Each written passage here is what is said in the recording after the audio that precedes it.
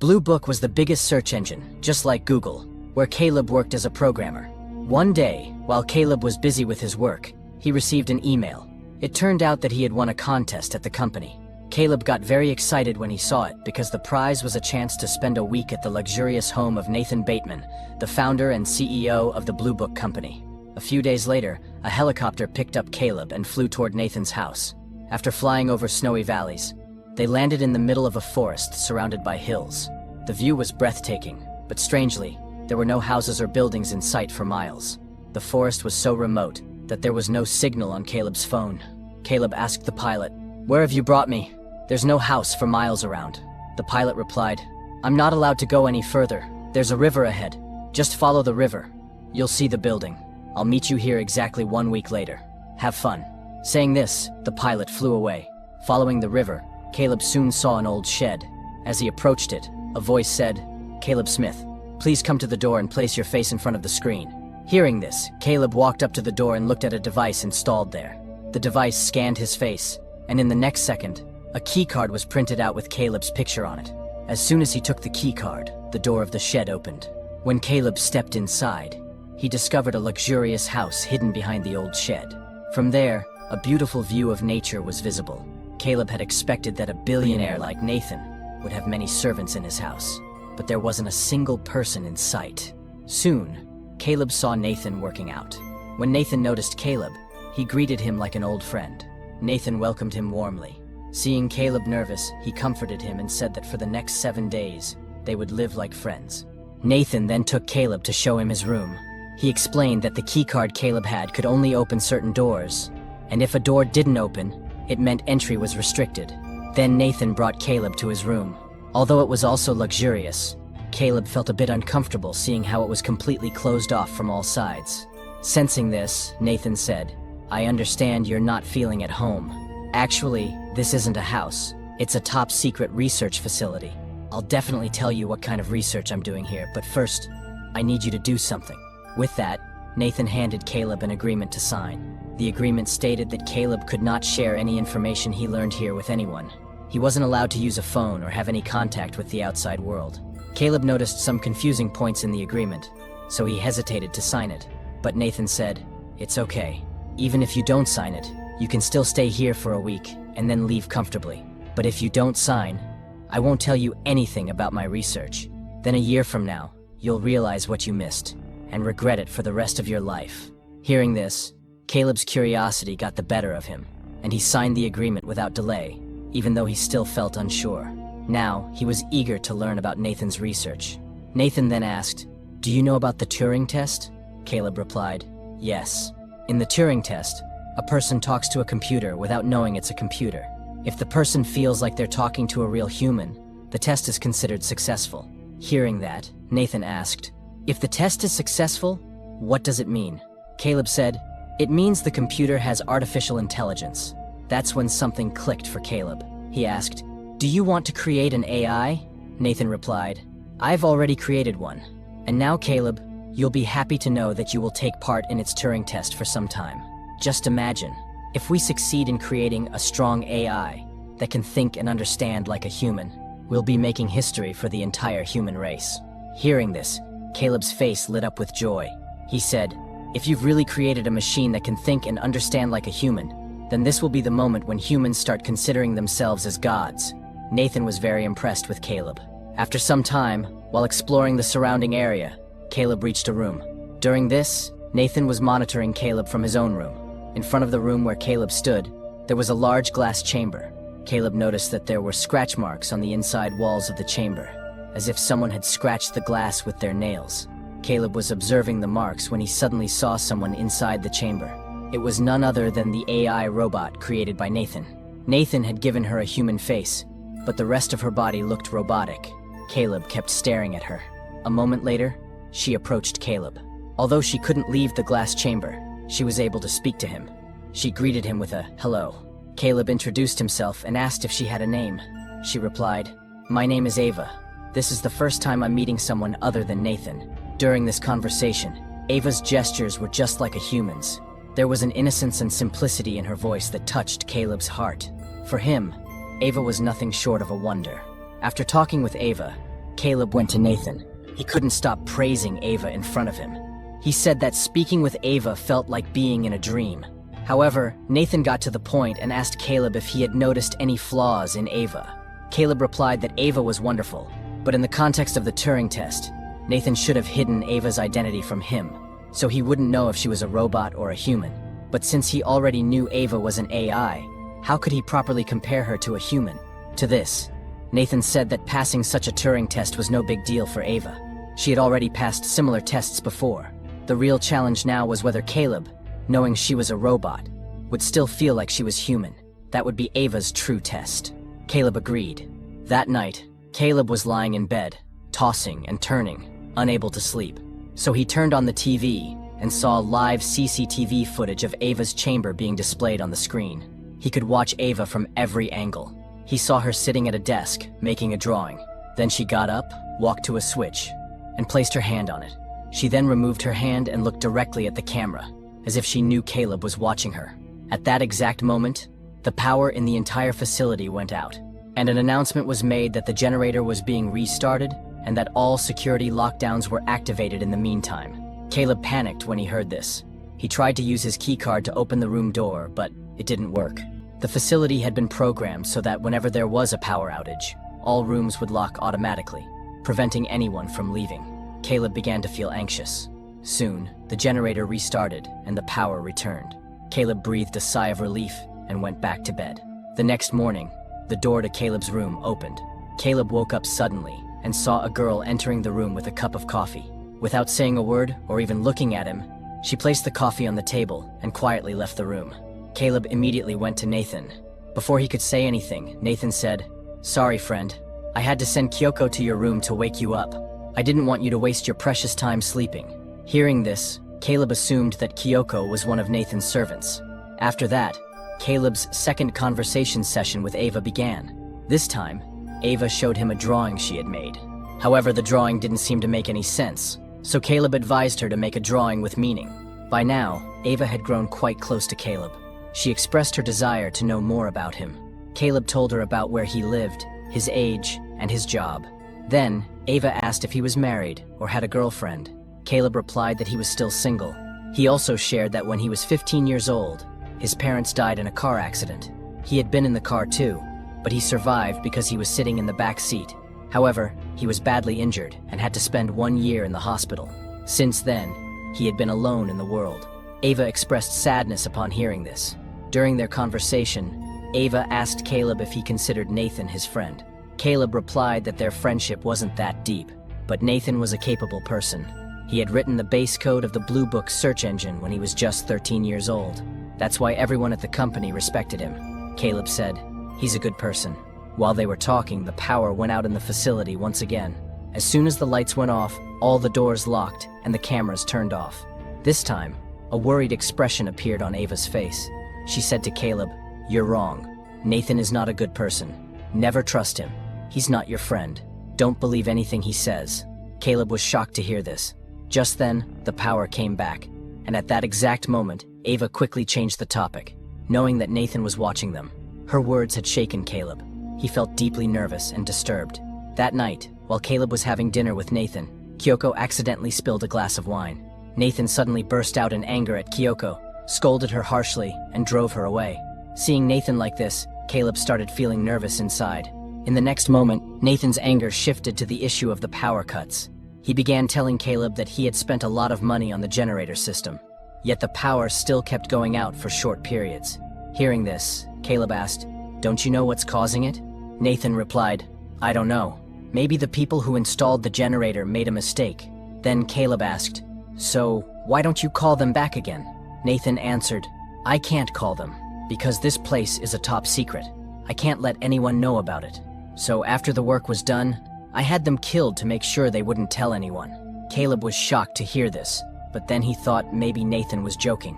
Nathan continued, "Caleb, I was monitoring your conversation with Ava, but as you know, the cameras were switched off during the power cut. So what did you two talk about during that time?"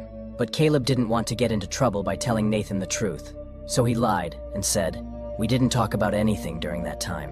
Nathan didn't ask him anything further about it. Now Caleb started to feel sympathy for Ava. He kept watching her from his room all the time. Ava, too, would often look toward the camera, as if she knew Caleb was watching her. During this time, Nathan took Caleb to his lab where he had created Ava. Nathan showed Caleb Ava's brain, which was made of a gel-like substance. Nathan explained that this was a wetware technology that works just like the human brain.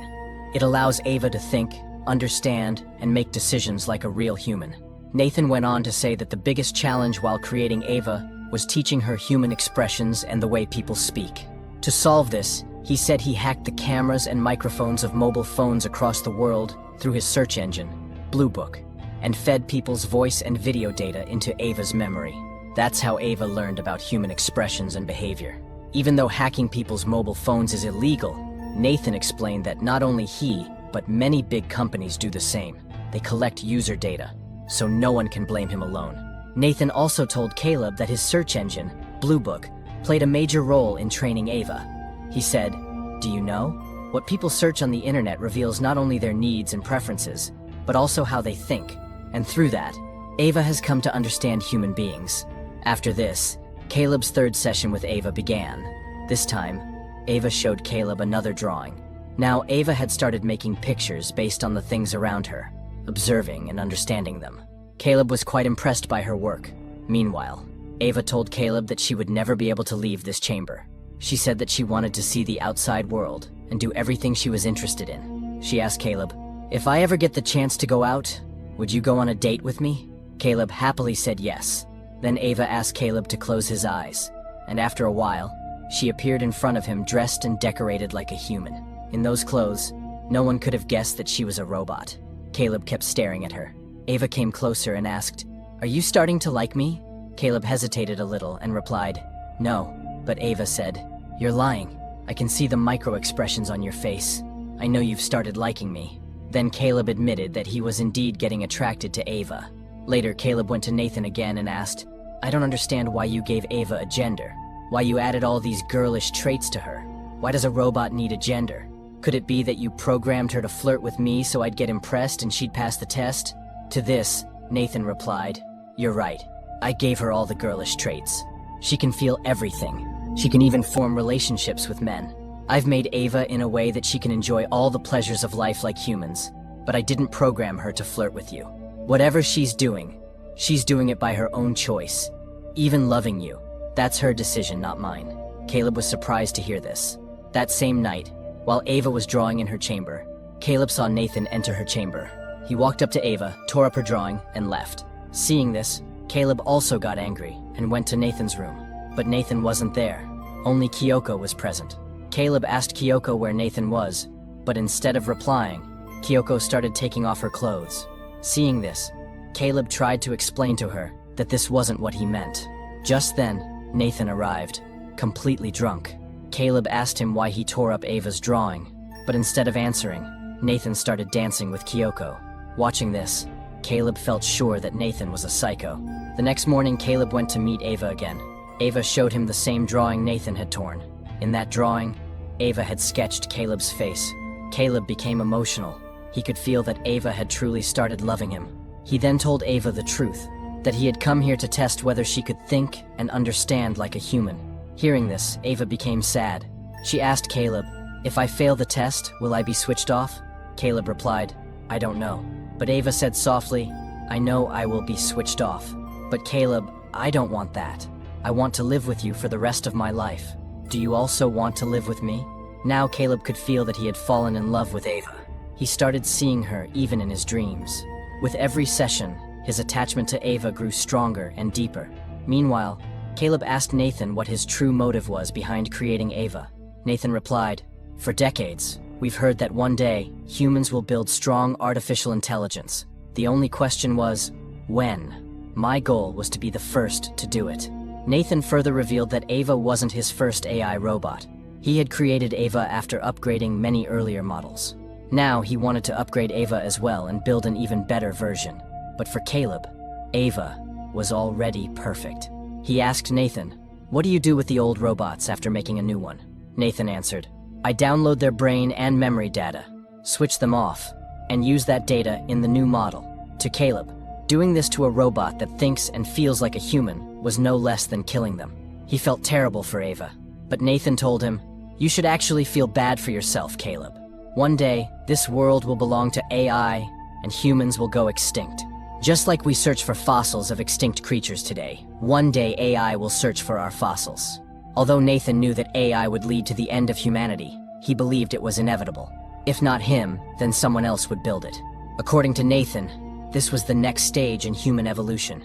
He even saw himself as a god. That night, Nathan drank too much and passed out on the sofa. Caleb took advantage of the moment and stole Nathan's keycard from his pocket. Using it, he entered Nathan's room and made some changes to the system on his computer. There, he also found video files showing how Nathan had locked up his previous AI models inside glass chambers and treated them cruelly. Those AI models felt just like humans. They used to scratch the walls trying to escape, but Nathan showed no sympathy toward them. Caleb was disturbed by Nathan's heartless behavior. Then he found Kyoko in Nathan's bedroom. Caleb opened a cupboard and saw that Nathan had deactivated the old AI models and kept them there. At that moment, Kyoko came near Caleb and slowly removed her skin, revealing that she too was an AI robot.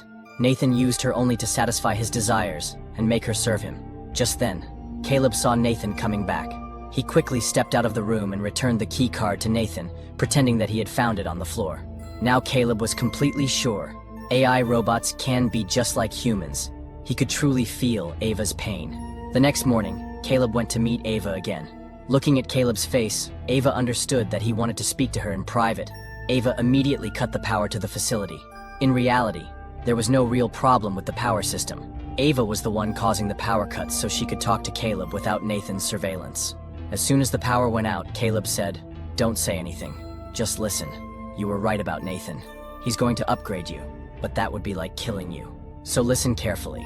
Tonight, I'll make Nathan drink again and steal his keycard. I'll reprogram the system so that when the power goes out, the doors won't lock. They'll unlock completely. Then, exactly at 10 o'clock, you cut the power, and we'll escape together. When Nathan wakes up, he'll be trapped inside this place himself." Caleb came to Nathan with his escape plan. That day marked the end of Caleb's one-week stay, and the next morning, a helicopter was scheduled to take him back. Before leaving, Caleb asked Nathan to have a small celebration with him and started preparing drinks. But Nathan refused to drink, saying he was now trying to quit alcohol. Then, Nathan asked Caleb whether he thought Ava had passed the test. Caleb replied, "There's no doubt, Ava is fully conscious. She can think and understand like humans. She has passed the test."